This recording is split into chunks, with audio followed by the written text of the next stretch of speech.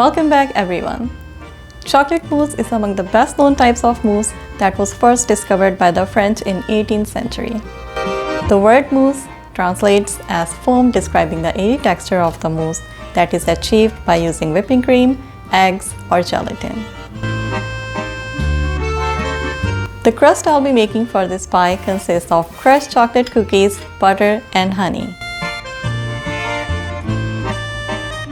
Let's make sure you watch this video all the way through so you don't miss out on the great tips and the lovely decorations I'll be making for this silky smooth pie.